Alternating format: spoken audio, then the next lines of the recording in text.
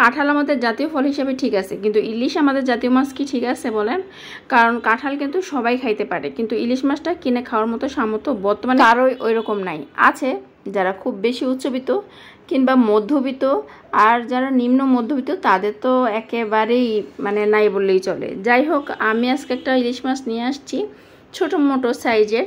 তো সেটাকে আমি আজকে একটু স্পেশালভাবে রান্না করব। স্পেশাল মাছ যেহেতু, এভাবে সেভাবে রান্না করলে তো আর হয় না।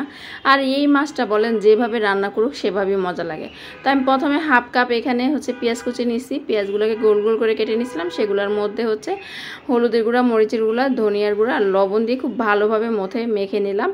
এখন হচ্ছে এখানে দিয়ে দিব আমি 1.5 টেবিল চামচের মতো সরিষার তেল দিয়ে আবারও খুব ভালোভাবে মেখে নেব। আর এই যে আমি কিন্তু আদা রসুন বাটা দিতে একদমই ভুলে গেছি। তো এখন হচ্ছে আমি হাফ চামচের মতো আদা রসুন বাটা দিয়ে দিব, কারণ ইলিশ মাছে কিন্তু ওই রকম আদা রসুন দেওয়া লাগে না। যাই হোক, আমার আব্বা তো তার ছোটোবেলার গল্প বলে যে দাদা যখন বড় বড় ইলিশ মাছ নিয়ে আসতো এবং সেই ইলিশ মাছগুলো আমার দাদি হালকা ধুয়ে শুধু লবণ, হলুদ আর পানি দিয়ে সিদ্ধ করতো, এবং ইলিশ মাছের যে নিজস্ব তেল সেটা নাকি উপরে আসতো। সেম কাজটা আমার বিয়ের পর দেখছি আমার শাশুড়ি মাও করে।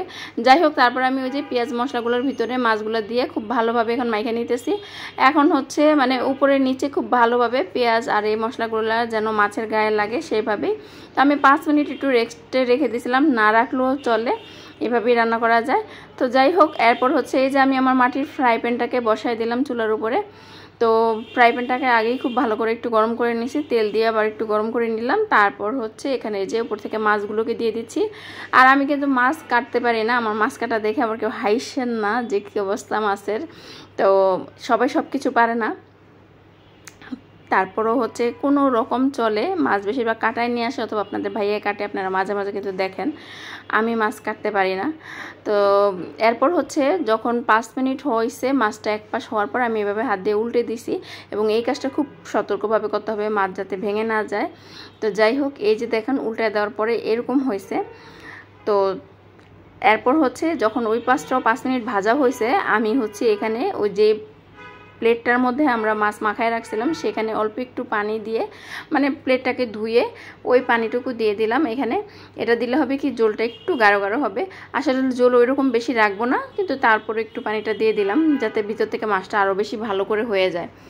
যাই হোক, এই তো দিয়ে দিলাম মাছটা, কিন্তু ঢাকবো কিছুই না। আর আমার বাসায় আজকে কাঁচামরিচ ছিল না, যার জন্য কাঁচামরিচ দিতে পারি নাই। আর একদম অল্প সময়ে কিন্তু এই মাছটা হয়ে যায়, ঝামেলা কম, কিন্তু অনেক বেশি মজা লাগে। আর মাছের যে ফ্লেভারটা, ইলিশ মাছের যে ফ্লেভারটা সেটাও কিন্তু থাকে। আমার মাছ রান্না কিন্তু হয়ে গেছে, দেখেন উপরে তেল চলে আসছে। আজকে এই পর্যন্ত। রেসিপিটা কেমন লাগলো অবশ্যই কমেন্ট করে জানাবেন। সবাই ভালো থাকবেন, আল্লাহ হাফেজ।